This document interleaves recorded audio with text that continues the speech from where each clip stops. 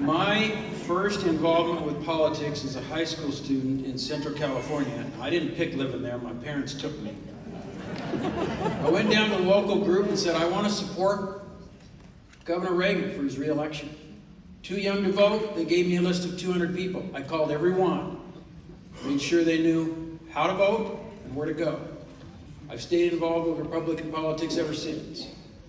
Jackie and I have 7 children and 28 grandchildren, with 20 of those living in Idaho. I have been an attorney for 42 years. During that time, I served as a PCO for 8 years, as county chair for 6 years, as state party second vice chair for 2 years. In 2020, I was honored to receive the Outstanding County Chairman Award for the state. I remained a PCO throughout my service as county chair. I hired my grandkids to pass out flyers and to knock on doors. I know that the real power of this party is in the grassroots, and I never once asked my PCOs to do anything I and my grandkids wouldn't do. Children have always been my purpose for life. Before my political service, I represented a number of young people in trouble with the law. In fact, I told my kids, if your friends know me, that's not a good thing.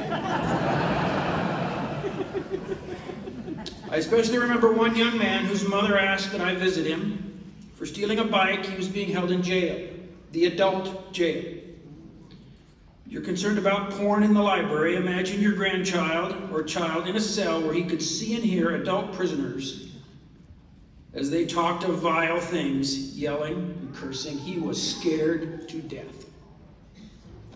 I arranged for his immediate release, and I spoke to the elected officials, and I demanded that kids not be held in the same jail with adults. Some things are just wrong. When elected officials refused my requests, I sued them. I forced the construction of a new juvenile jail, now serving multiple counties. I've had hundreds of cases since, but none has been of greater satisfaction. Every election should be a referendum on the last 2 years. I believe in the scripture, by their works ye shall know them. Let me explain to you a few things that you may not know have happened in the last 2 years. The first thing we did at our very first meeting after our election 2 years ago was cancel the Red Wave radio program.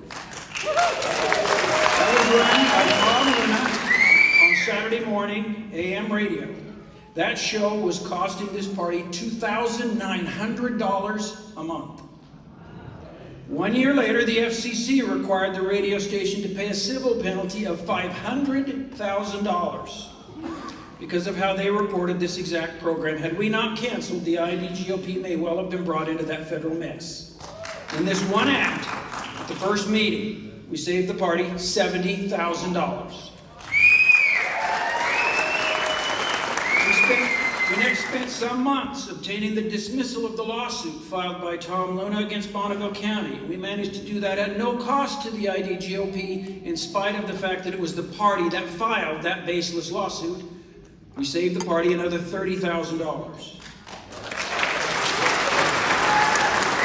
We increased grassroots representation by removing 3 unelected members of the executive committee. Every member of the executive committee is elected by you, as they should be.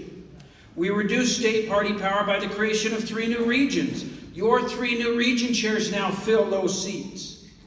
We established and stabilized the financial foundation of the party by requiring that all counties pay their share. 43 out of 44 counties rose to that challenge. Our fundraising has been phenomenal. Our party is stronger because all contribute. There's no free lunch unless it's paid for by Bonneville County.